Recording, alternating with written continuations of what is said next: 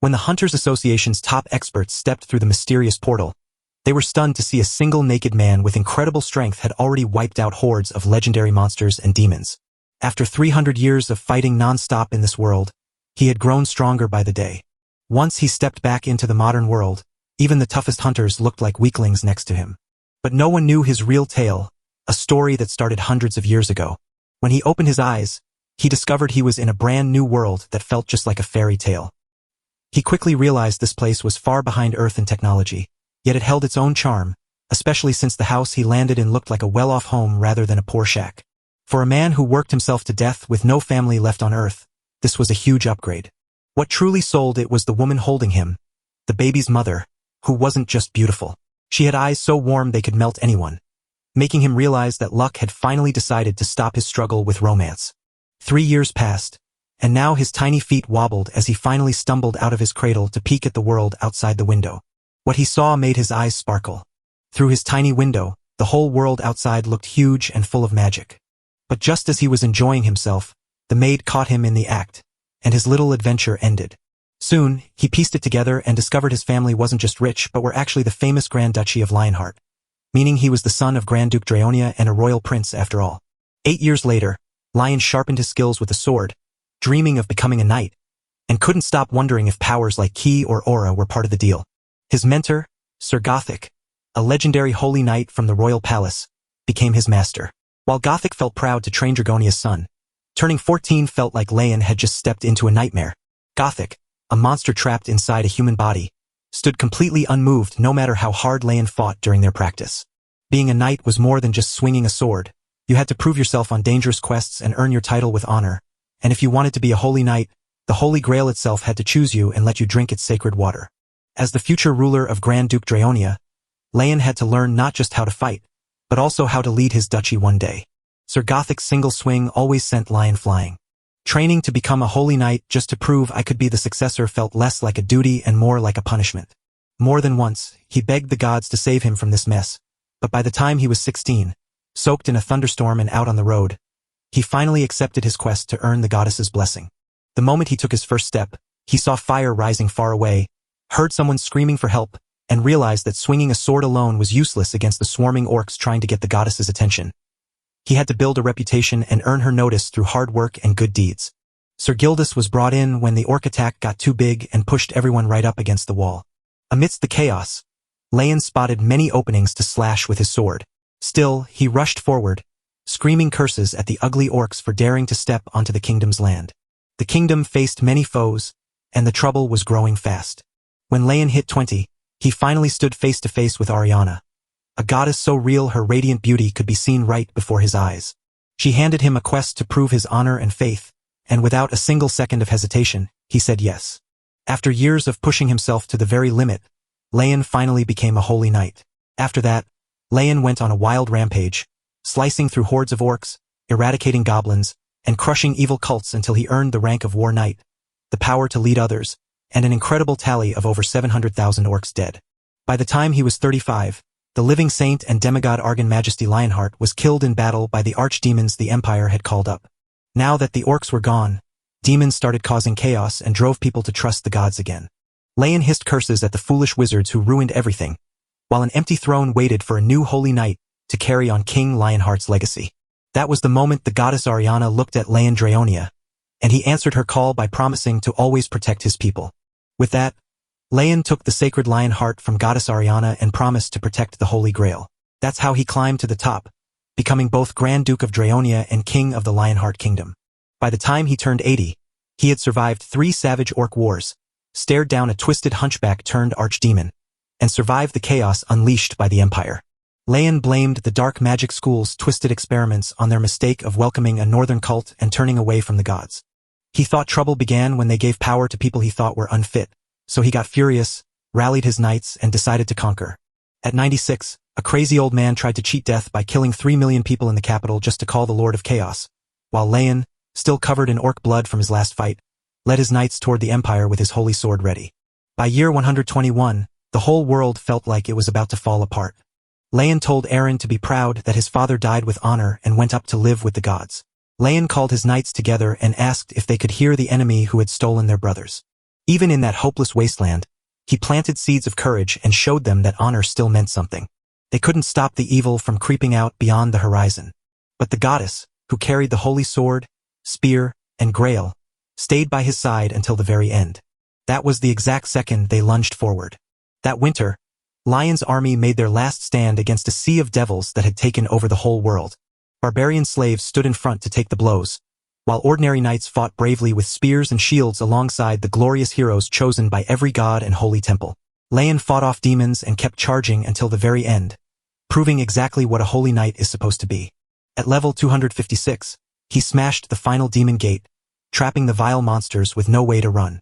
By the time he reached the score of 300, a glowing warrior was spotted having just cut down the grim archdemon with a single slash. When someone asked who he was, Lion stepped forward with the brightness of a rising sun and proudly declared himself King Lion Draonia Lionheart, a knight of the glorious order and the voice of the holy temples. That year, the Night King came back to meet the Earthlings right after he had wiped out every last demon. After that, a mysterious gate opened right in the center of Seoul, marking it as a black-class threat of unknown origin. Korea and global hunters asked powerful guilds to raid the place, but everyone held back because the danger was unknown. The government decided to send the Korean hunters in first, essentially walking them straight into a deadly trap. As soon as Hanhar stepped inside, a naked man caught her eye, and she found she couldn't stop thinking about him. Head manager Kim Jin-soo pulled her friend out of her daze with a steaming cup of coffee. She told how no one believed her tale, but Jin-soo had always expected it. Even though a black demon gate and a mighty devil stood before them, all of them managed to walk away alive. It felt like a miracle because of that one man. Hanhari asked Lion if he really survived the other world and made it back through the gate. It turns out some people had already managed to escape the gate realms. For 30 years, those gates showed the same sad sign of a world that was either fading away or already broken. Sometimes people who come back from the demon world still have crazy power, so the government works hard to look out for them and keep them safe. Hanhari spots the hidden promise in Lion and realizes there is more to him than meets the eye. Jin-soo was stunned to see Lion take down a high-ranking demon with a single strike, even though A-rank hunters usually risk their lives to fight these monsters. Even the kind of monster that makes strength shake was just a small thing to him. Still, Jin-soo feels a little nervous because Lion is acting so much like a real king. Hanhari shrugs it off, convinced the guy is probably just nice. But the moment they arrive, they see Lion shouting at the workers and smashing tough glass that not even monsters can break. It's all over for the nice guy, because this monster is convinced he's better than everyone else. About 15 minutes before, Leon felt like an outsider in the interrogation room. He recalled his past life as a young man who died from overwork, only to wake up in a new world as a king and knight who ruled for over 100 years and spent 2 centuries hunting down monsters. Now that he's back on Earth, he's thankful he still remembers pieces of this place. He chooses to keep his true identity a secret. After all, it's way cooler to face a legendary Night King than just some tired office worker. Leon still won't drop his royal act. The bald agent can't seem to handle him, but Lion thinks he's either just a government follower or someone trying to be polite. When the agent mentions the Black Gate and Lion's bloody rampage, Lion stops him and proudly declares that he has wiped out every evil species and kept the knight's honor intact. He then orders the agent to work as his secretary and write down his amazing story. Baldy nods to Lion's claim that a king deserves a feast, and the other man quickly runs off to get food. Leon cares more about anything else. He needs to know what happened to the world while he was away. Baldy tells the story of how it started 30 years ago when the gates burst open all over the world, releasing floods of monsters and demons. After taking a big hit, they realized each gate had its own theme, and if nobody watched it, the dungeon would break open and cause total chaos. Just as Lion changes the subject to food, he remains lost in thought, comparing the gates and quests of Earth to the dark fall of his own world from a demon invasion. It felt like a grand test to make humanity stronger. Then the meal arrives, and Leon nearly can't handle the smell of rich bone broth simmered for hours, perfectly seasoned, with crunchy kimchi right beside it. Having worked hard as a laborer, this meal was comfort food, almost holy. Still, Leon forces himself to stay calm and shouts at Baldy, saying it's an insult for a royal to eat a commoner's food. He makes them remember who he really is. Leon Dragonia Lionheart, a noble from another world chosen by a god to guard the Holy Grail and wield its holy sword and spear, stands ready for his destiny. He is a demon slayer who rules over chaos and malice, carrying the memory of a 300-year war within his very soul. Once just a normal person from Earth, Leon is now a returning king who thinks the world is broken because no one believes anymore. So it is his royal job to lead the lost back to faith. Even back on Earth, he still bears the heavy burden of the Night King. Having just eaten a delicious steak, Leon is still very proud. This fame-obsessed guy makes Jin-Soo wonder how he could possibly spot their chicken and black bean noodles, while Hanhari just sighs in relief that he's happily devouring a 1993 T-bone steak with a bottle of red wine. Jin-Soo nudges Hari to lead the questioning, but she's so scared by Leon's old-fashioned talk that she struggles. While Jin-Soo grows annoyed and starts to suspect that Leon might actually like Hari since he called her brave and didn't kick her out. Hesitant but polite, Hari peers into the Majesty's room and asks if he may interrupt. After wiping his mouth, Lion recognizes the swordswoman from earlier and invites her to sit, which warms her heart.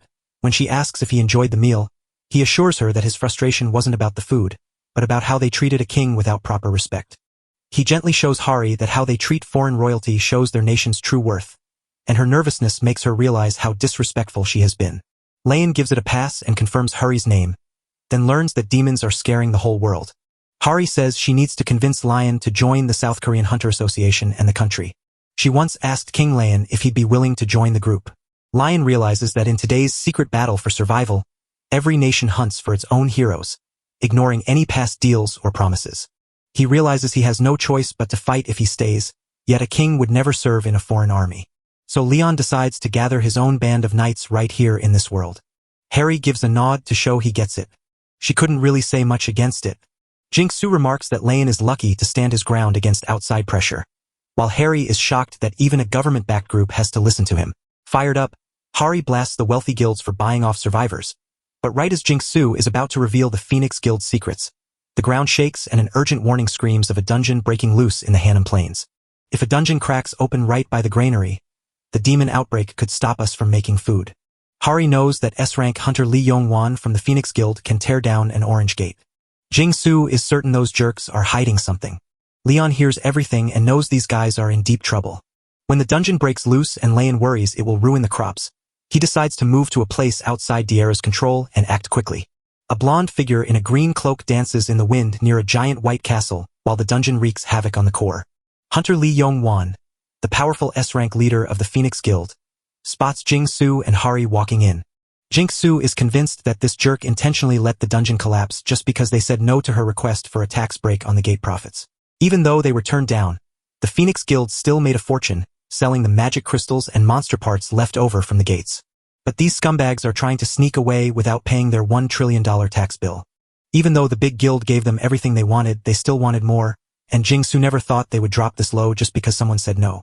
Hari shouts at Hunter Yong-won that a week has passed and the dungeon gate must close. But the grinning Hunter jokes that the raid might still be in trouble because some of his comrades are hurt. He promises they'll handle it tomorrow with no real promise, which makes Jin-Soo and Hari so angry that Harry can't stay quiet, questioning Yong-won's loyalty because he knows what could happen if Hanum Plains gets infected, only for Yong-won to suddenly laugh in a scary way, reminding Hari of last year's events, and coldly telling him that in this world, justice is all about money and power. A voice that sounds like home insults Yong-won, calling him shallow, old-fashioned, and a jerk. He yells back at Lion, but Lion isn't impressed and warns that someone as low as him shouldn't speak to a king like that. Yong-won stood frozen in shock at the insult, especially since he is one of the world's top 20 hunters and the leader of a top 10 guild.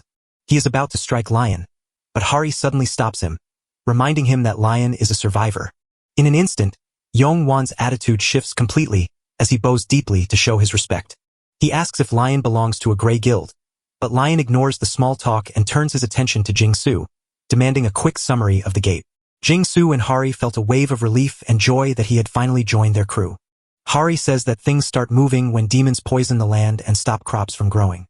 Since the Hanum Plains are the land's main food source, this turns the whole thing into a very dangerous situation.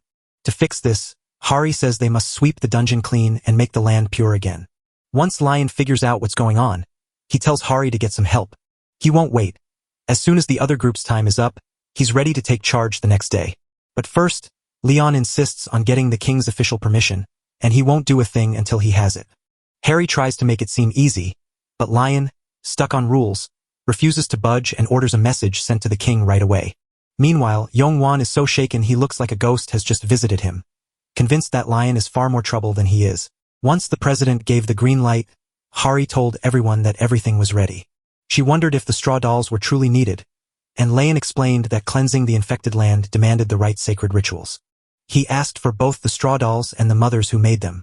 Once everyone was gathered, Lion asked them to show off their handmade dolls, which turned into a surprise contest. As the judge, Leon was so angry at the ugly dolls that he failed most of the women and even rejected Hari, unable to believe that mothers who had given birth could make such terrible things. He finally gave his approval to a woman in her late 80s who had raised 12 children and called her a true patriot. Instead of giving her medals and gifts as usual, he asked for her forgiveness, which made her blush, and later Lion carried the approved doll to the Hanum Plains where everything was already prepared. As Yongwan's group waited from the sidelines, Yongwan handed the harvest doll to the land's mother, and suddenly, a sacred cup began to fill with droplets. The sun popped up, painting the sky a deep red. The straw doll stood by itself, buzzing with magic. Then Mother Earth, the goddess Dara, stepped inside the doll to welcome them home after a long wait, bringing the magic of the gods back to this land. Leon praises Dara's holy light, but she replies that the land is dark and filled with evil. He nods and admits that evil spirits have slipped into this world, yet no true god is here, probably because the unworthy failed to summon one. Demir tells us that greed and ignorance aren't just sins, but simply part of being human. When questioned about how to stand out among swordsmen, Leon admits it's a tough challenge but insists that a true conqueror is born divine. He promises to lead the lost with steady hands and a sense of duty until a new group of gods takes its place. When Leon asks the green-clad earth goddess Dara to cleanse the land, she gladly offers to grant his wish.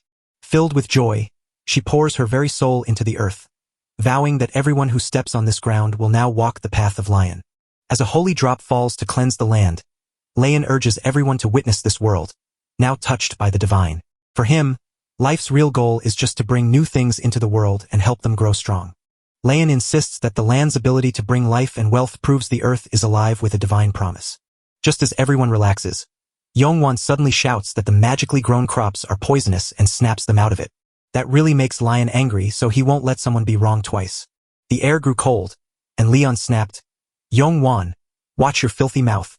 Even so, Yongwan refuses to back down and intends to prove Leon is a fraud by demanding he show his proof. He summons an appraiser to cast magic on the crops, and the mage freezes in shock at what he sees. Turns out that rice is a special gift from Dara herself, and eating enough of it can heal even the worst kind of sickness. Even cancer wouldn't have a prayer of winning. Everyone in the crowd stands frozen, speechless and wide-eyed. Without hesitation, Jingsu runs to the chief's house to grab a pot, because such a miracle food can never be ignored. Once the cooking is done, a blue window pops up to show that Jingsu is now gaining 8 hours of stamina and mana every single minute. He was stunned to learn that this bottle is worth about $3 million. Suddenly, Hari bursts in and casually mentions she ate a bug just to see what would happen, making Jingsu nearly retch until she reveals the bug gave her a power-up, leaving him completely stunned. If divine energy is truly everywhere, every living thing might be supercharged, which makes Jingsu jump at the chance to hunt up as many of these boosted bugs as he can to power up the gate and send the Hunter Association's raid team into action like they've never been before. Before Dara goes, Leon thanks her for the gift of divine love she gave them. Her last piece of advice for him is easy: keep eating. Hari asks what it means, and Leon tells the doubters that a life filled with meaning and powerful words comes from divine strength. Once the soldiers have finished their meal, he turns everyone's eyes back to the gate. Meanwhile, Yongwan is seething with rage because a survivor is ruining his plans. He wishes Lion had just died so the government would have no choice but to say yes to his request. Suddenly, a brilliant idea strikes him. He tells his lackey to relax and points out that the gate is already opening. He thinks that with just one A-rank hunter like Hanhari around, Lion must just be a lucky guy who can support the team but can't actually fight. Yongwan knew their simple attacks couldn't stop the monster inside. Leon marches his men through the gate, only to quickly realize it won't shut until they defeat the final boss or finish the main quest. Hari seemed happy with the plan, but he forgot to warn you that these dungeons always team up to trap you. As they find the charred bones of a previous adventurer who failed, they realize the dungeon is teeming with dangerous monsters. When questioned, Hari says that slaying monsters usually makes them fewer in number. Even when faced with skeletons, zombies, or demons that refuse to stay dead, victory only comes when the final boss is finally defeated. Leon realizes the only way out is to take down the boss. Hari suspects that a dead magic wizard is hiding behind the army of bones. Suddenly, a red alert snaps Hari into action as a dungeon breach begins, giving everyone just 3 hours to hunt down and defeat the marching commander Knight Dullahan and his army. The lackeys shivered in fear as Jingsu cursed Yongwan for tricking them into failure. As waves of zombie soldiers charge forward, Jingsu tells everyone with a weapon to let the officers handle the fighting. Mashik shouts that he spots about 30 archers and 2 mages, So Jing-Su orders the snipers to take long-range shots and the shielders to hold the front line. Suddenly, the eerie fight explodes into a wild dance of steel as they charge into the horde of the dead. Jing-Su was shocked by how strong the orange gates were, yet he figured a B-rank hero like him could still handle them. Then his gaze snaps to two skeleton mages weaving powerful spells. Jing-Su rushes forward to grab their attention, but the creepy mages blast their attack anyway. Even then, Jing-Su walks away with barely a scratch, thanks to her expensive gear. As the smoke fades, the final boss Dullahan makes a cool entrance on his horse, surprising Jing-Su. A single hit sends Jing-Su crashing straight into the wall. Harry gets worried, and his lackey sees this as the perfect moment to call in reserve forces for help. Jing-Su watches in awe as the great sword in Dullahan's hands begins to soar through the air. After seeing just how hopeless things have become, Hari turns to King Lionheart, the very same man who once brought down a great demon, to ask for his help. Leon, the so-called king, thinks this tiny fight is too small for him. Instead, he tells Hari to earn her honor, calling it pathetic that he should have to deal with a pile of bones or wait for the goddess to step in. That really sets her on edge. As the clock ticks down, Hari finds himself staring at Dullahan with a hunger he can't ignore. Hari grabs her sword without thinking and charges at the boss to finish the fight, while shouting for her team to back up Jing-Su and everyone else. She dives in to strike the boss, but Dullahan blocks her move with ease. Harry is determined to pull Dullahan out of the crowd at any price. Dullahan snaps his head up in a split second to block Har's view, catching her off guard and slamming her hard against the wall. Good thing Hari pulls Dullahan away by force. Now that he's out of her way, Hari unlocks her wild power and realizes it's far too overwhelming to control. She burns the boss down to a crisp and gets ready for the final blow. Sure, it will do the trick. Dullahan stops the attack by hitting it with the flat part of his sword. Hari is in big trouble because a huge sword is about to cut him down. Right then, Leon, clearly amazed by Dullahan's sword skills, gives him a round of applause for fighting with just one hand. He is sure this fellow was once a noble knight and even apologizes for thinking he was just another undead. Leon steps forward and issues a challenge for a fair duel between knights. That bold move instantly stops the chaos, and to everyone's shock, Dullahan actually agrees. After those words were spoken, Dullahan leapt from his horse and Leon welcomed him with the respect due to a true knight. Leon sees he's built for fighting with two swords at once and insists on a proper duel, while Dullahan stands silent and says nothing.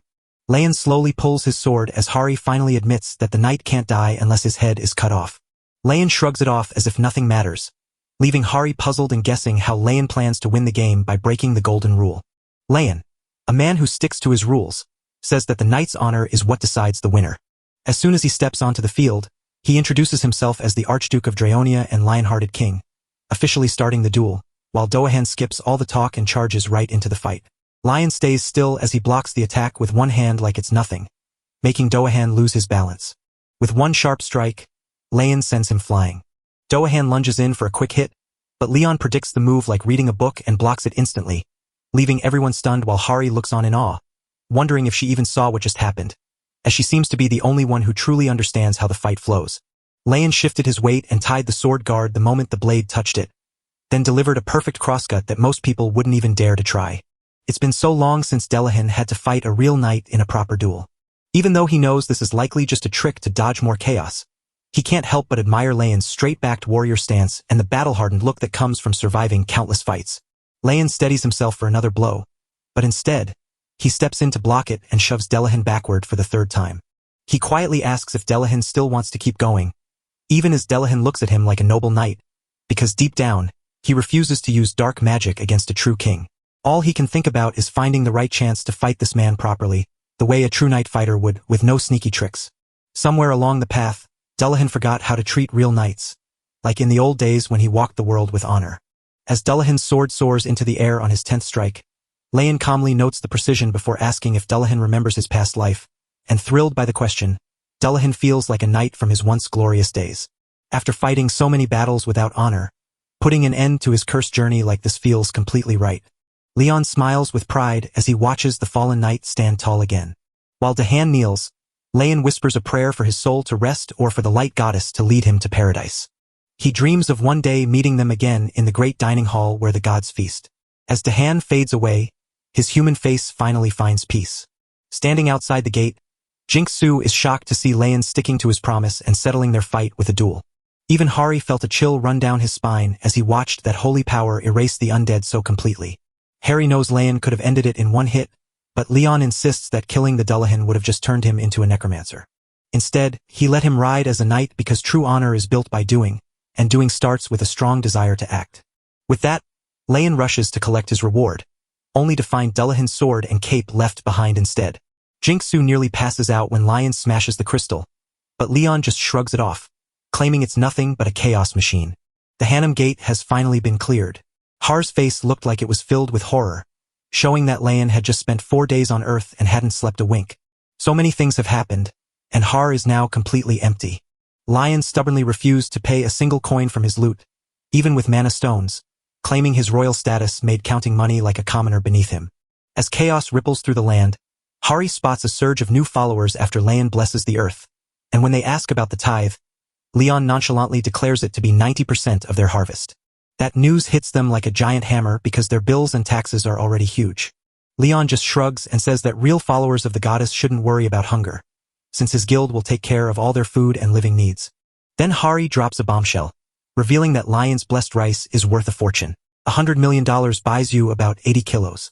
Suddenly, everyone does the math and sees they're still saving a fortune even after giving up 90%, so their faith is instantly sealed. Harry quickly sees that Leon's place is a disaster, having gone crazy over the lack of art and demanding a fancy bed, personal servants, and beautiful pictures to look at all the time. Harry's eyes were close to swelling up as he paced all night, frantically calling every fancy hotel until 2 a.m. just to book a nice room for himself. When she was completely frustrated and begged him to sleep, they finally agreed to hang a painting or a ceramic piece instead. Now Hari was allowed into the room to bring breakfast. Leon tells her to eat, because skipping meals isn't allowed. She wanted a sandwich and thought they might finally share a meal, but Leon quickly put a stop to it by telling her that kings and commoners never eat together. That little hope is gone for good. Hari says the Hunter Association is stepping in to help Lion settle into a new life with plenty of support and comfort. Leon loves the plan and nods, telling her to go ahead and take care of it. He leaves the loot to Hari, but he holds tight to the cape. Once they get there, Hari picks a perfect spot right next to the Hunter Association that even has a helipad. Suddenly, a stranger pops up to say hello to assistant manager Han Hari, breaking all the rules on keeping that meeting a total secret. A man named Park Jong-chan steps forward to tell us he runs Dujong's Food of the Future. Hari couldn't believe it when the Dujong Group, one of the country's biggest companies, was standing right there waiting for them. Jong-chan spots Lion right away as the lone survivor, proving that Har's hunch was correct. He reaches out for a casual handshake, but Lion takes it as a sign of disrespect. Harry helps Lion move into his new home and promises that the Hunter Association will pay for the rent and all other costs for a whole year. But in her mind, she kept wondering how everyone found out about Lion's identity when it was supposed to stay a top secret. Thanks to Leon ignoring director Jong-chan, the secret intel stayed safe and Har won. But she still can't understand why a businessman cares so much about Lion. Leon is convinced that folks like him only care about making money, especially since they own a rice field in the Hanum Plains. Turns out the intel team blew it. Some streamer recorded it all, and even when the government demanded he delete it, Farmer Mr. Park just uploaded the clip showing Leon's miracle again. Meanwhile, Jong-chan talks to his scientists to find out if the rice hype is real and if what works on rats will work on people too. His assistant says they spoke to the field owner, and after eating the rice, even a dying dog got better, while every illness was cured and the whole village became healthy. Even without any human trials, the rice is already proving itself.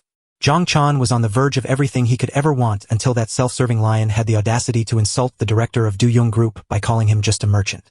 His secretary says the rice is so amazing they just have to get their hands on it. Even if Lion looks down on them, Jong-chan won't back down. He's ready to meet Lion in person and show him who he's dealing with. To him, Leon is just another survivor who believes this broken world is a paradise. But Jong-chan has a trick up his sleeve. He's going to bomb him with a classic dose of culture shock. After Leandrania came back to Earth, he set out with 3 big dreams: to help people believe in real divinity. Even with countless gods and believers around, Earth still feels empty of any real divine presence. As sickness spreads and the land falls apart, Leon thinks a real god will only help if enough people believe in him. Second, he wants to build the Knights Templar, who will act as holy warriors and saints to strike fear into evil, since Leon, the guardian of the Holy Grail and the lion-hearted king, sees himself as a demigod in a world where no one else has divine power. In the end, he seeks to restore godlike strength and lift up the Templars to banish all the darkness spreading across the world.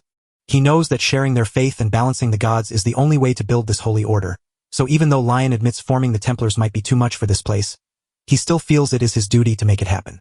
Just then, Hari informs him that someone wants to meet him officially, and Lion respects that they followed the proper steps to ask for an audience. Zhang Chan finally meets Leon Dragonia, putting on his best polite smile while secretly planning to seal the deal. And this time he arrives with a flashy gift, convinced Leon has never seen anything this fancy before. His team drops a shiny silver box down, and Zhang Chan feels sure Lion will be so blown away that he'll start asking to be managed by him. To his shock, Lion takes the gift without even looking at it, acting as if he's doing Zhang Chan a huge favor. Zhang Chan, taken by surprise, asks why he won't look.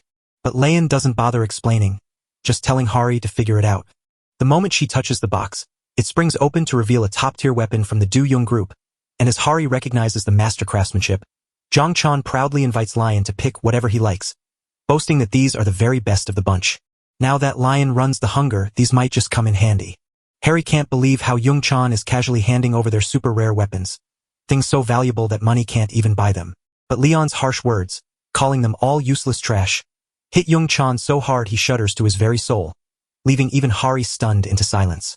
Lion argues that a sword needs starlight or divine blessing to be truly useful and wonders if it was only made to kill beasts. Yung Chan begins to wonder if this crazy man wants him to sunbathe the swords and start praying to them. Leon calls him unfaithful, claiming that men like him are always showing off their shiny toys to everyone. Zhang Chan decides to give it a try, even though he secretly knows those swords are really just for chopping up chicken or beef.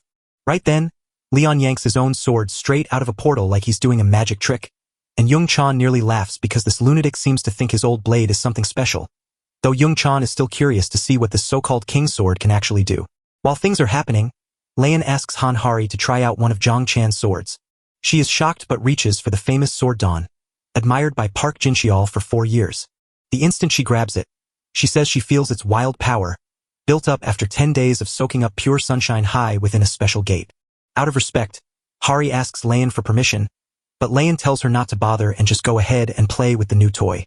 Right then, Lion lifts his sword and lets Hari strike it.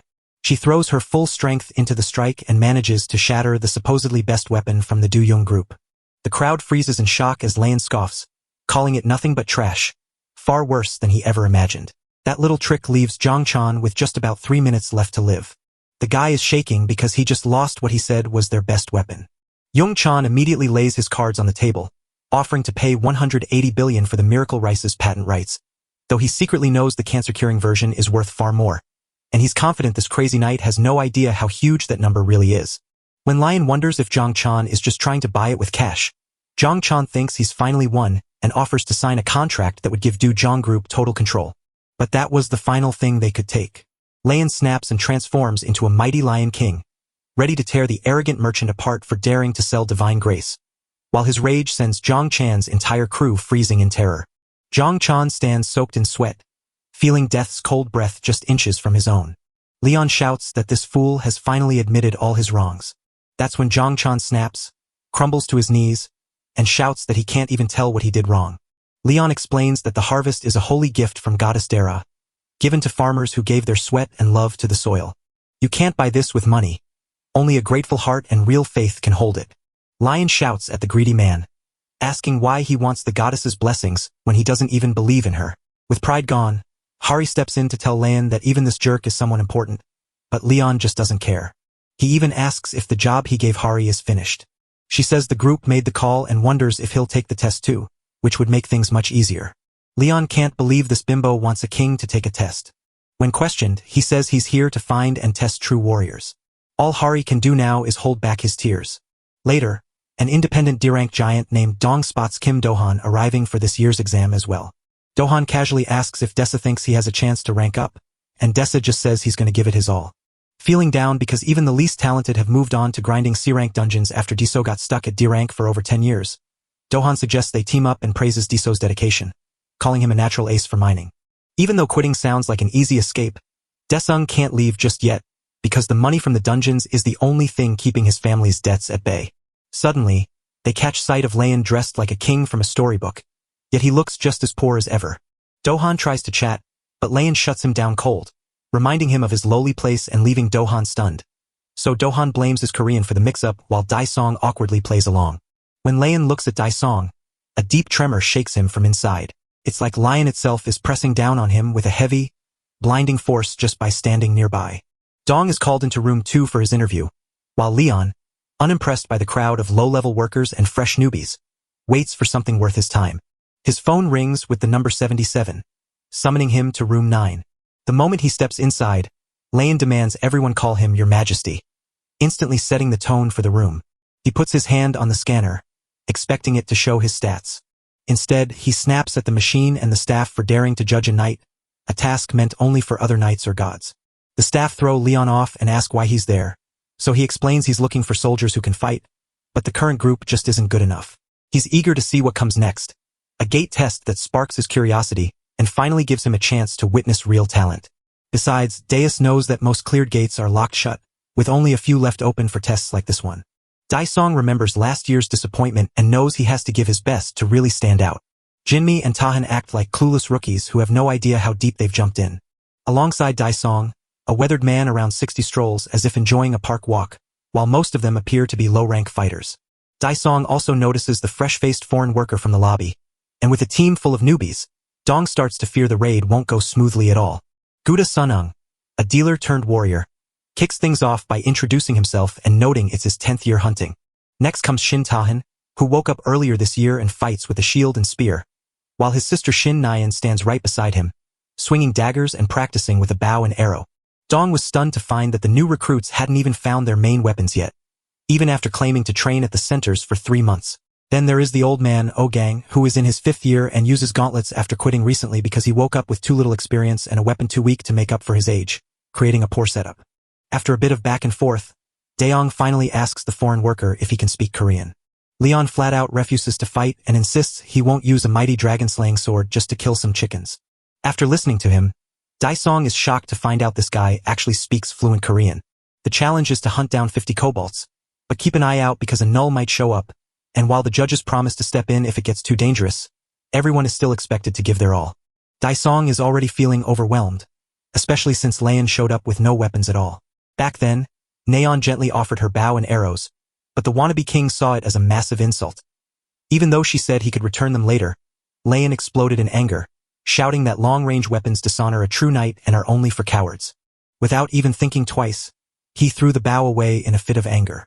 Back in the present, a terrified Daesong insists his chosen spot is perfect for finding cobalt, so the whole team just takes his lead and moves out without a single question. Tahan also notes that right at the edge of the land lies a settlement that might hold a lot of Nlees. Diso worries his small team could easily get trapped and overwhelmed if they try to take on such a tough fight.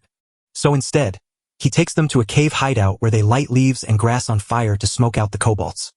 He thinks it's an easy victory, and while Tahan praises his skill, Diso feels a sudden surge of confidence from all the guides he's read and the training he's done, already dreaming of stepping through a top-ranked gate.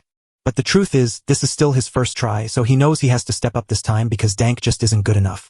Suddenly, Diso sees Tahan trembling like a leaf while a pair of kobolds creep toward the cave entrance. Without even hesitating, he steps forward and shouts at Tahan to raise his shield and block the attack. One clean hit sends Tahan feeling pumped and sure he can crush these dumb monsters. But while he's great at blocking straight attacks, his overconfidence leaves him blind to the kobold leaping right at him. He's barely hanging on before those nasty teeth tear his face apart. Diso yells to everyone that the kobolds are quick and sneaky, but the old man and his crew handle them like experts, taking them down one by one until Desung finally calms down. Once the final few are gone, Dessa cheers on the team while Tahan apologizes for his mistake. Diso lets it go because Nyan took down 2 foes herself, and the old man ensured no one was hurt. Even though the nervous guy started off scared, everything ended up way better than he thought, except for that one foreign guy acting like he's royalty. So Dong finally steps up and asks why he didn't even try to help.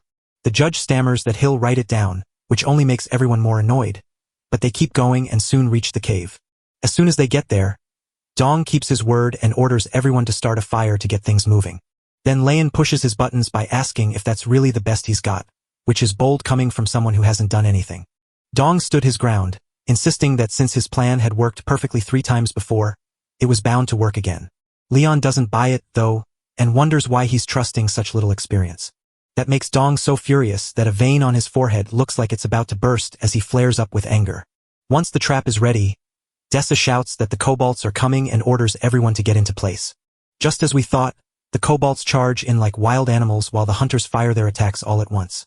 Diso feels like a genius, convinced his plan is perfect and that with the kobolds and the few nulls they'll take down in the plains, clearing the test will be a breeze. But just as he begins to feel better, a low growl tears through the noise. The power comes from the null captain, the gate's true boss who is way stronger than any C-rank fighter. That huge monster stares right at Dong, making him want to lose his bladder instantly. Deus's mind almost shuts down when he finally sees the gate boss standing right there, so Nyan has to pull him back to reality. He brushes it aside and quickly splits the team, sending himself and Tahan to take down the null captain while Nyan and Gramps deal with the kobolds in the cave. Diso knows that every team needs at least one strong player, and sending a rookie with a D rank like himself to fight a boss is basically asking to be completely destroyed. With no other option, he puts his trust in Typhoon, even though the guy isn't built for this fight. As they face the beast, Taiyin freezes in trembling fear while Daisong yells for him to pull it together, because the monster before them is an absolute nightmare. Tong begins to panic, convinced that Tahan has completely lost his mind and won't be able to raise his shield in time. Suddenly, Taiyin trips and crashes to the floor, looking like his own meal for Cobalt, while a judge quietly wonders if Lion is finally going to jump in. Without wasting another second, Diso snatches the shield, screams at Tahan to run, and dashes straight for the boss. Right as the monster was about to smash Tahan flat, Dong threw his last bit of power into his shield to take the blow. The hit shakes him to his bones, and the beast looks even more furious now. Another attack is speeding right at Tong, and he isn't sure if he can stop it this time or if this is where everything finally ends. He's sure they could have won if Tahan hadn't made such a terrible mistake, and now death feels right on their heels. Suddenly, Lion appears like a crash of thunder, catching the null captain's blade between his fingers, as if it were a toy and telling Desung to try again, since his first move wasn't half bad. Dong stood frozen, dumbfounded as that strange man held back a giant beast with nothing but his bare hands. Leon calmly tells him to raise his shield and face the null captain again, even wondering why Desung can't win this time if he held his own before. Diso is totally lost and confused by everything happening around him. Lion urges Dong once more to rise, block the Cobalt strike, and strike back. Daisong tries to tell this crazy guy that they're way too deep in danger. Leon isn't the type to repeat himself, and ignoring him after seeing what he's capable of is just asking for trouble. Lion says it's rare for a Templar to teach a foot soldier, leaving Diso wondering how many generations have passed since such a thing occurred. Diso knows for certain that breathing another day is the only thing that matters most. Suddenly, the Cobalt growls at Lion, making him realize this silly rabbit must be looking for a fight. Lion stares down the nasty thing until it begins to shake like a leaf. The fight starts up again, and Dong realizes the enemy is so strong it rips his shield right out of his hands. Lion shouts at Daong for throwing away his shield against an enemy far too strong to fight. Lion yells for him to stop just defending and find a weakness, warning that this creature isn't a mindless brute, but a beast that learns as it fights. Just as Daisong is struggling to figure things out, Lion suddenly kicks him in the knee and shouts that he must never let his eyes off the enemy. That moment jolts Daong awake, showing him just how close to death he was, because if he had taken that last blow full force, he would be finished. Leon keeps pushing him to show what he can do, which makes Diso freak out because he thinks he's just a washed-up nobody with no talent. He's refusing to believe a whole speech will just magically appear because some strange person claimed it would. Yet something changes inside him, and he feels a strange spark of hope that maybe he can really stand up to this monster. Just as the beast lunges forward to strike, Desung doesn't flinch at all, fully convinced he can make it work. He throws every ounce of strength he has into stopping the hit, and miraculously it holds. Even he is shocked that he broke through so easily, but he can't celebrate yet because the Cobalt smacks Daisong right in the face and throws him away like trash. Lion sighs and questions why Daisong still can't see the bigger picture, pointing out that he's still stuck at D rank even after all this time. Then Lion drops a truth bomb that he never thought anyone like him was just a random mercenary, while the man in the hat finally pulls off his mask to reveal himself as Oh Kang-yuk, the president of the Korean Hunter Association, who admits the whole thing felt pointless by the end. Kang-yuk asks Lion if he found what he was looking for, and Lion replies that he has at least spotted one soldier who might be just the right fit. Kang-yuk feels a bit nervous, wondering if Lion is planning to hunt overseas, especially after casually destroying a C-rank boss like it was nothing. But Lion cuts him off, pointing out that the creature wasn't even worth calling a toy. Then Kang-yuk changes his mind and promises to support Lion if Lion ever decides to start his own guild. He argues that if Lion wants to build something from the ground up, getting famous is the only quick way to make it happen, since there are no real shortcuts to fame these days. That's when Kang-hyuk talks about a red gate that appeared in Cheongju after their raid went totally wrong. It's been a mystery hanging in the air for more than a year now. Once you step through that gate, you'll find the secret to all the wisdom you ever wanted. But to reach or stop the red gate, you must fight the boss known as the Yag Spinner. At the Cheongju Sports Complex gate, the first team from the KPPP Guild set off on their raid. Hyung and his team crash into a futuristic world that looks far more advanced than anything back home. One of the girls thinks it looks pretty cool, and since Guildmaster Hyung has already accepted that fantasy worlds are real, he sees no reason why a futuristic world couldn't exist too. Even one of his lackeys admits it feels like something straight out of a cyberpunk story. After thinking it over, Hyung suggests they review the party plan, while Hoyal insists their team is strong enough to face tough enemies if things get dangerous. After taking a quick look around, Hung points to a nearby building that stands high enough to give them a clear view of everything, making it the perfect spot to set up their base. Hoy swears he hasn't found anything suspicious yet. Yag Spinner is supposed to be the boss here, but Hyung points out that there's no sign of him anywhere. It's impossible to believe that a city this huge doesn't have a single monster or person wandering around. Hung feels lucky not to have a terrifying enemy army or a troublesome rebel group hunting them down. Right after that, Hung shouts at the KP crew because they don't know enough about Jagged Spinner. He tells them to stay sharp, watch out for anything strange, and pick a team to scout the area. But before they can move, a beam appears out of nowhere and shatters Hyung's head into pieces. Hoyal freezes in horror as Hansu Hyung is torn apart in the most gruesome way imaginable. The rest of the crew freezes in horror as their guild master's head shatters like glass. That sneak attack throws everyone scrambling for cover just to dodge turning into a pile of ash. Suddenly, flaming arrows drop from the ceiling and set the floor ablaze. Everyone is sprinting for their lives, and Hoy realizes that since even the mighty A-rank tanker Hansu Hyung couldn't dodge it, whatever is chasing them is far too strong for them, feeling just like a death trap. One of the girls sees something move at 3 o'clock, but the thick dust and sand make it impossible for her to tell how far away it is. Ho Yen, the deputy leader of KP, shouts for everyone to pull back just before the entire area collapses. Hoy says they'll leave Hung's body behind for later, because he and the team feel something is deeply wrong about this place. Hoy points Hyuri toward the exit, and she strides out with confidence, convinced there's no danger lurking there. Suddenly, she freezes with an odd itch in her throat before leaping into an invisible web made of razor-thin blades. Hoyal and the others scream in horror, frozen as they watch Hyuri torn apart right before their eyes. He has no idea when those wires were put in place. He yells at his crew to cut every wire and sprint away without wasting a second. Hyle shouts for them to cover their weapons and magic to cut through, while inside he panics, wondering if they are facing just one foe or many, and how long they have been watching them. As the team clears the wires, a robot zooms in on them with its lens, ready to strike. With a single strike, Hoyal's team vanishes instantly, leaving Nim broken and screaming in fury and desperation for the enemy to finally appear. That's when the robot drops right in front of him, and he realizes this is a Jagged Spinner. A voice speaks through the robot, teasing that if Hoy had one of these, he could fight forever without ever running out of bullets. Hoy is absolutely losing his mind because this crazy guy just destroyed his whole crew to make a single point. In that split second, Jagged Spinner yanked out a glowing rope and whipped it at high to kill him and save the city. At Cheongju Gate, 58 KPPP hunters were sent in but none survived, raising the gate boss to red level and stopping all operations forever. Later, the second raid team chose to stay out of the city so they wouldn't bump into Yag Spinner. While the third team dives for the Wise Jewel and its treasures, the white-haired hero shouts that the 60 billion prize belongs to the second team's guild. With everything sorted out, they walk through the gate of the Cheongju Sports Complex. The gate stands open for Korea's Golden Lion, one of the nation's 10 strongest guilds, led by S-rank Guildmaster Hwang Gum-cho and A-rank Vice Guildmaster Hang Yonha alongside their 47 warriors, while the Magic Tower sends nearest rank Mage Guild Tai-sung with a squad of 48 mercenaries, and even Han Hari from the Korean Hunter Association, an A-rank expert, is there pouring barley tea for the king as they all step into this quiet, ruined corner of modern life.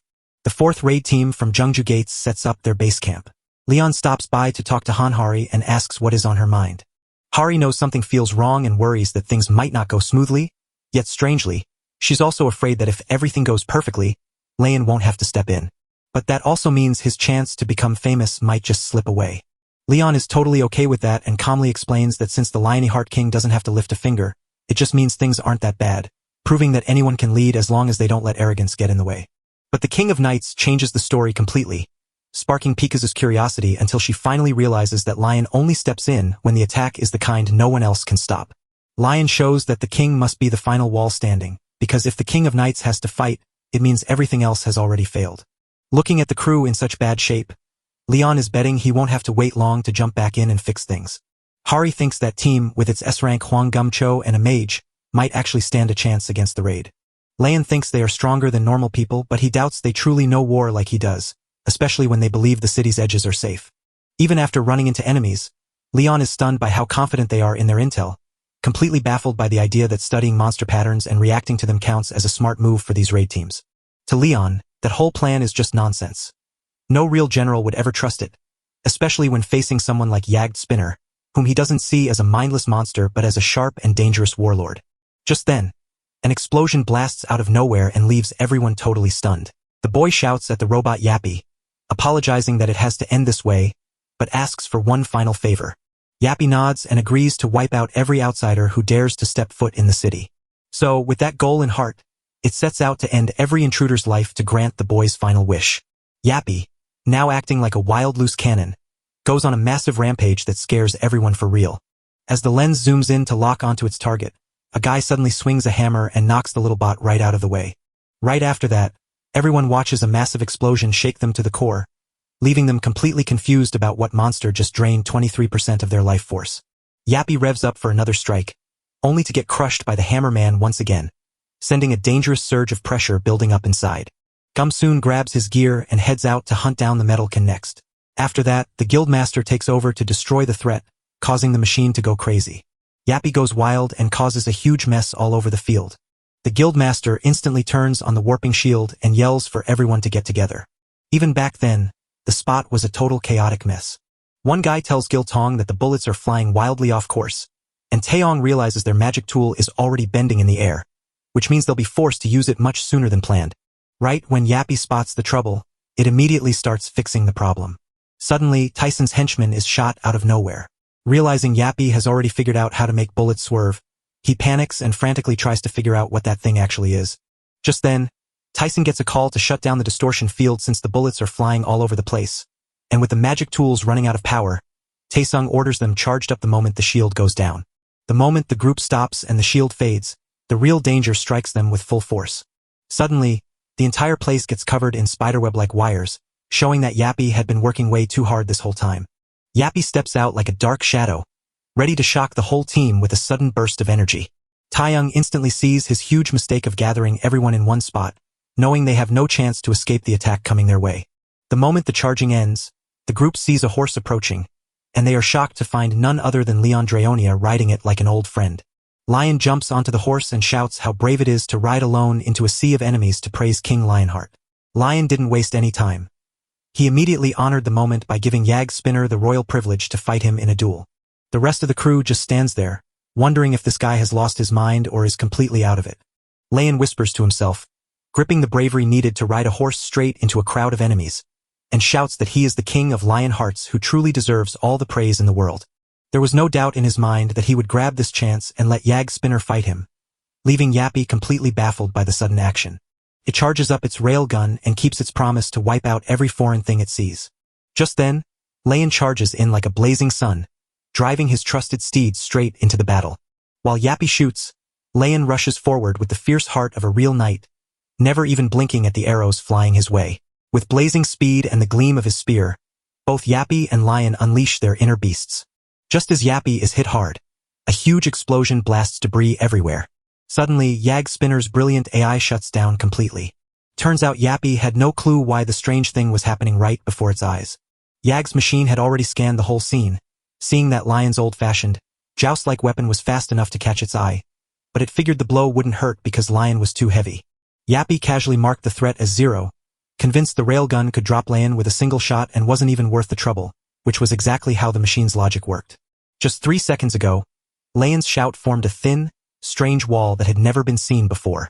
Just 2 seconds before it hit, the system knew the railgun bullet would strike true and that the resulting shock wave alone would destroy the target, even if the bullet itself were blocked. Just a heartbeat before it hit, the bullet suddenly changed its path. There was no clash or block, just a smooth deflection pulled off effortlessly, like breathing. A skill passed down by the Knights Templar that Leon saw as a miracle only humanity's strongest warriors could wield, enforcing divine law through the blessing of the arrow shield that repelled every attack in its path. The machine froze in confusion after the shock, its inner workings spiraling into chaos before it suddenly marked Leon as the ultimate level 5 threat. The machine crashed hard to the ground, running away in a hopeless and sad mess. Even now, Yappy keeps the boy's last wish alive, making sure no one ever finds their way to this place, no matter how high the price. With most of its systems failing and its balance completely wrecked, Yappy locks onto Lion as a level 5 threat and kicks off emergency modulation to counter the new weapon. Just as Yappy was finishing up his counterattack, Jog suddenly spoke up to thank him for everything he'd done. Deep in the city center at the Cheongju Sports Complex, a man standing about 250 meters away on the other side of the street spots a piece of a machine gun. He swiftly tells the long-range dealers to take up positions in the building across from Yag Spinner while the rest of the team holds their ground. But as he turns the corner, he is shocked to see a terrible mess of torn flesh and broken bones tangled in wires. The color vanishes from his face instantly, leaving him staring right at a ghost. Suddenly, he feels something sticky brush against him. He whirls around to hit, his heart racing, only to find empty air where the enemy should be. Even though he was soaked in sweat from the fright of something breathing down his neck, he still felt it.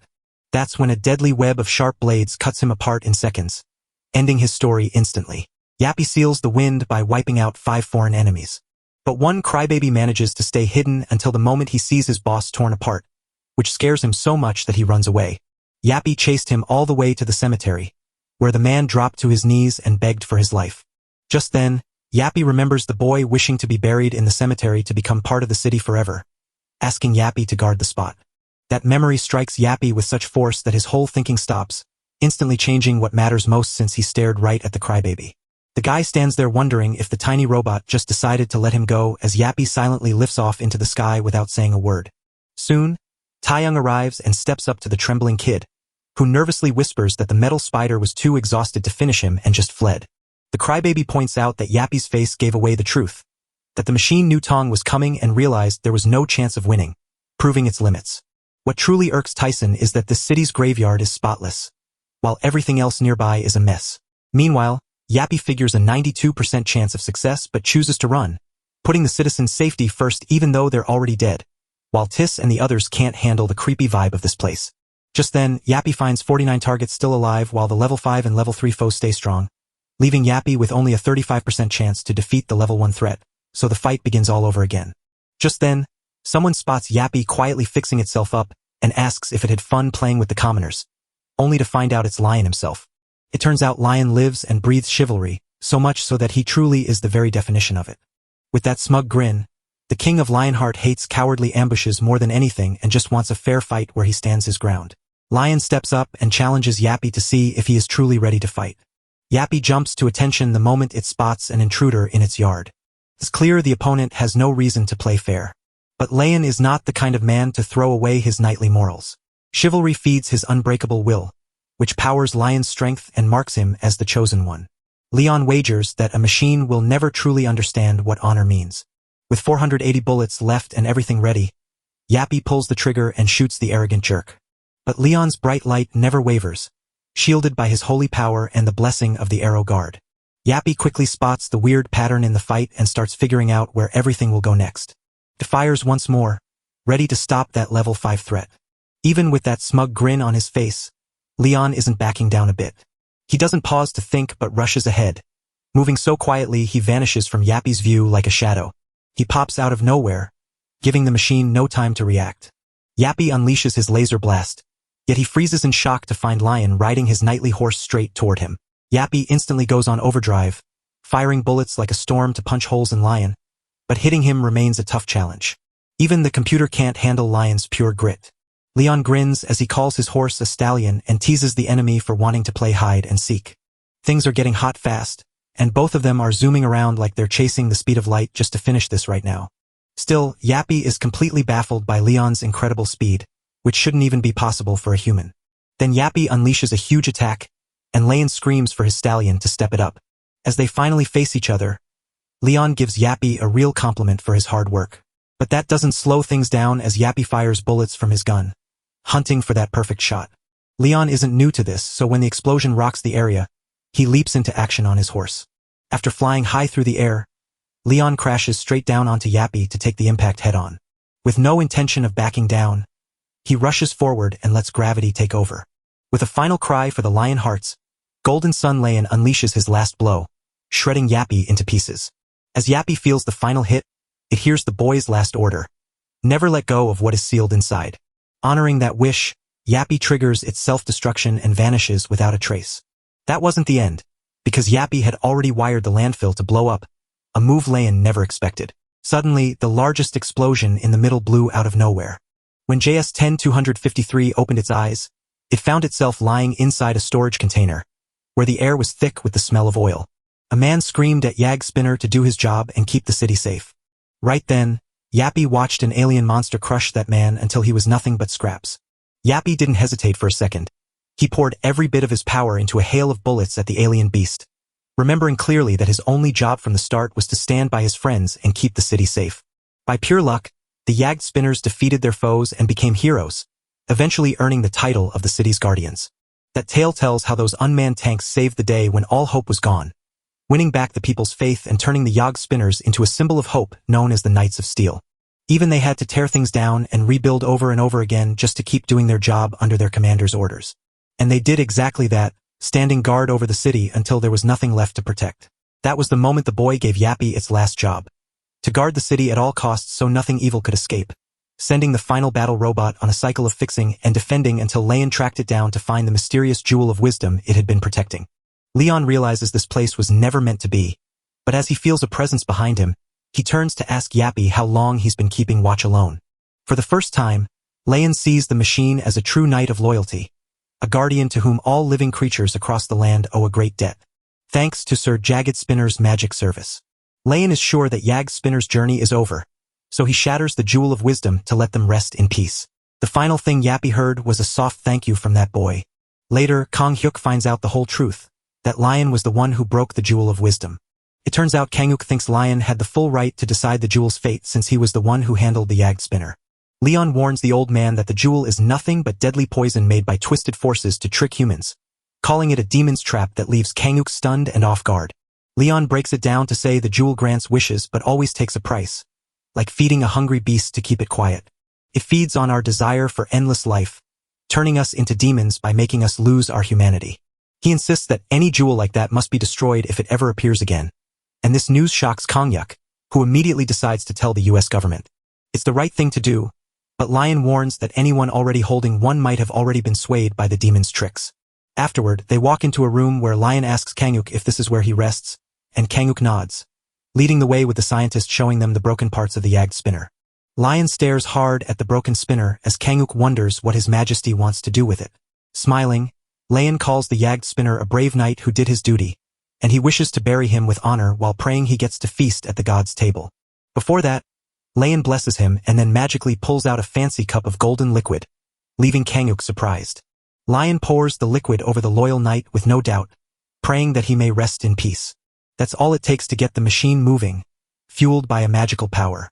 Leon realizes there's no real power source, yet the blessing sparked a miracle where the Yag Spinner made a tiny copy of itself, leading Layan to believe the goddess chose him. Then, Layan pulls out his sword and swings it through the air to summon the goddess. The sight of the goddess's face leaves him breathless and causes Kang Hyuk to collapse right there. Everyone knows for sure that the woman glowing with bright light is not human but a godlike being like no other. Goddess Ariana looks at her first knight and asks what's going on. Layan bows down and tells her that Yag Spinner is a true knight who has lived an honorable life and is worthy of the goddess's protection. Ariana looks at the strange being and says he didn't finish her quest or give her the glory she wanted. Layan spoke out for Yagpinner, saying that without this one, Yag Spinner would have been the true hero worthy of earning the Lion King's glory. Goddess Ariana listened to Layan and decided to look at Jagged Spinner through his own eyes. But she still has one question she needs the answer to. She asks the Yagged Spinner if that strange steel knight will swear to the light and join her knight army. Yagged Spinner stands before Ariana, who sees him as a wise and honorable soul who still holds the innocent heart of a child. She asks the spirit to help her knight lion banish all the evil from the world, for only then will she be truly worthy of becoming a knight herself. Jagged Spinner stares at Lion and lets a strange digital pattern upload straight into its brain. Suddenly, the machine jumps on board and fully supports the plan to fight the demon kind. Ariana is overjoyed because she thinks that if JG Spinner gives her his loyalty and strength on their first night, her glory will shine on him in return. As Knight Templar number 10,253 floats in the air, he is gifted with the power of light and justice. Meanwhile, inside Master Ronaldo Sherman's room at the Magic Tower in America, a man desperately begs for forgiveness, trying to explain how he messed up a simple order. But the great being he speaks to sounds deeply let down, especially after giving him wisdom and truth. Ronaldo tries to tell us that this new survivor, Leon, caused the trouble. The crystal pauses in its fall, frozen solid for a heartbeat by the sound of that name. Suddenly, a news broadcast pops up on the screen, showing Leon Dragonia Lionheart himself. That's enough to snap the crystal into a frenzy, and furious at this guy showing up again, Rald watches it lose its mind while swearing it'll never let him back. From that day forward, every time Ronaldo tried to call upon the Jewel of Wisdom, it stayed completely silent and never said a word to him again. At the Korean Hunter Association, Kenya quickly convinces Yag Spinner to join Lion's guild. Lion isn't worried about the weight, and soon after, Yag Spinner steps out to walk beside him. Out of nowhere, Lion suddenly coughs up blood, which makes Yappa worry and ask if he's okay. So Lion explains that summoning a Knight Templar in a land low on divinity takes a heavy toll on him. He feels like a failure because he wasn't strong enough. But Goddess Ariana believes the blame lies with herself for failing. Lion assured her that no matter what happened, he would never hold divinity responsible for something like this. Ariana is deeply moved by Lion's steady loyalty, and admits that it is their fault for not stepping in sooner in this place where divine power is rare. Then Lion is caught off guard when Ariana gently asks him to trust the other gods and take a moment to rest. Later, Ariana calls her brothers and sisters back to help their loyal follower. On the day King Lion of Liony Heart turned 21 and wiped out the world, leaving just one knight alive, he pushed all the gods out of reality and trapped them inside his own heart. They watched as the Lionheart King spent 180 years wiping out every evil monster, carrying the weight of the whole world on his shoulders. Because of that, every god in the entire pantheon owed Lion a huge favor. Diera breaks the quiet by asking Ariana about the baby, and Ariana replies that her favorite knight has pushed himself way past his limit. Everybody there knows that piling all that stress on just one Grail Knight is way too much. No surprise that Petos, the angry god of war and fire, is hunting for the mighty lion-hearted king who lost his glory. Ariana mocks Pas, reminding him that her knight has survived 2 centuries of battle and still won in the end. The man explodes in anger, screaming that this is exactly why he's so furious. Then a heavy silence falls, speaking louder than any words ever could. 18 long years have passed, but Ariana says it's time for them to finally have their say. She won't let her knights suffer anymore. That's when Heto, the divine blacksmith of steel, nods in agreement with Ariana to accept the honor of blessing the people and spreading faith among them. Heto says that thanks to tips from Diera's followers, they can use the internet to their advantage and start sending miracles all over the world. Pa wonders why the Earthling Knight didn't come up with that idea himself, so PTO jumps in to defend Lion by pointing out that the internet didn't exist back then.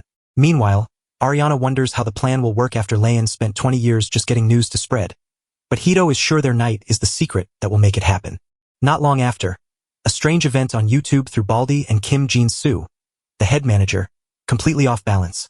A channel named Pantheon TV begins a live broadcast from the Neju Plains, teaching viewers how to pray to the goddess Dea. On top of that, you get an interview where an old man shuts down an arrogant office worker with a lesson about how 1 spoon of rice can change a life, plus an AI dropping a comment on God that leaves everyone speechless. It's pure clickbait gold, yet it gets even wilder because you can grab everything in 104 top-quality languages, which feels almost too unreal to be true. It's a mind-bending idea, but Baldy's instincts tell him the Pantheon might be connected to Lion, while manager Jin-soo doubts it because Leon isn't a YouTuber and Han Hari can't use a computer. Even with that, Jin-soo points out that the videos are real. He begins to panic, has no idea what Lion is planning, and decides it's time to face him. Meanwhile, Yap, Lion's new friend, has landed a brand new mission. Turns out he's the tech genius behind all the subtitles and uploads. So Hari asks what Yappy is doing, and Yappy just says that the first part of his big noise plan is already rolling out. Next, they move to phase 2 where real hackers are breaking into the network right now, while Hari thinks the machine is just messing around, even though she's actually not very good at computers. Isa was at the Pantheon Guild's temporary branch in the Neju Plains. Jin-soo flies in, all panicked, shouting that those videos have to go. Han Hari, surprised and caught off guard, hands him a glass of barley tea to help him calm down. But Jin-soo quickly snaps back to the real issue. Leon calmly reveals that the ruthless Sir Yag Spinner pulled the strings, leaving Jin-soo utterly stunned and unable to believe such a cold-hearted machine would do this. His gaze settles on Yap, the tech whiz who is busy working hard. Jin-soo says the rice from the Neju Plains isn't just food. It can actually heal you. If everyone finds out, the entire world will rush for it and plains will be packed with dangerous thieves. He warns that once the food admin says yes to sowing, reinforcements will arrive, but Leon must hold his position until then. Leon listens and realizes they have their own ways of doing things. Even so, he isn't worried because the goddess's crops can't be stolen. Jin-Soo is totally stunned when Leon shows off such amazing confidence. Late at night, a couple of cars rolled up to the quiet Neju Plains, where thieves planned to steal the seeds and burn the rice fields, only to be shocked by finding the million-dollar field standing completely alone with no guards in sight. The Viper Squad, a group of hired killers from Korea, arrived with gasoline tanks and crept into the rice fields. But their stealthy plan was ruined when a shadow suddenly scared them out of hiding. In the end, it was just a scarecrow, but one of the men insisted it moved, blaming the wind for the trick. Then they see even more scarecrows, and it scares them for sure. Hyun couldn't believe that the guy, who gets scared just looking at a scarecrow, had actually joined the demon group. Hyung orders them to find the biggest open space to set fire to and grab the seeds from where they are kept. After emptying the gas tanks, they decide to slip a few seeds into their pockets for themselves. Suddenly, Hyung realizes Mansu, Duan, and Jint have vanished, and the scarecrows are far too close to be safe. Hyung suddenly sees a smiling scarecrow standing right behind him. It freaks him out enough that he slashes it in half and yells that the monsters are moving. Suddenly, the scarecrows with their silly faces begin to sneak toward them, leaving the Viper Squad confused because they had no dungeon break and didn't know where these creepy things came from. No one knows what these creatures are, so in their panic, they left their own people behind and ran away. Hyung felt something wasn't right about the mission, yet his team was still ready to prove what they could do.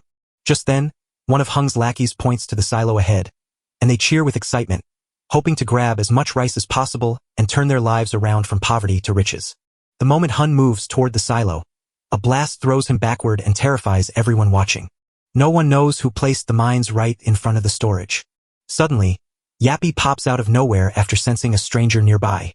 The thieves quickly spot that it's Yag Spinner from Chiangja Gate, so Yap, now on high alert, takes charge to kick them out. By morning, the thieves were tied up and dumped in a corner, piled right next to the teachings on life and fertility. The papers tell of the very first harvest, a special gift for the goddess that must be celebrated with songs. While the rules say you never skip a meal even when busy and that you must build scarecrows wearing hats and clothes. At the very bottom of the rules, a note says the most important rule: thieves will die, and that is exactly what happened to the Viper Squad, who are now in custody. Once the Viper Squad was taken away, the worth of Pantheon and Blessed Rice skyrocketed, proving that the algorithm truly struck gold.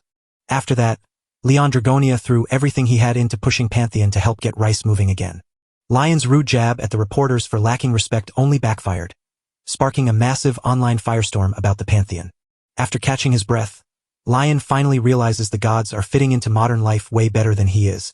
Suddenly, Hari dashes up with wild news. Just one pack of rice sold for 230 million.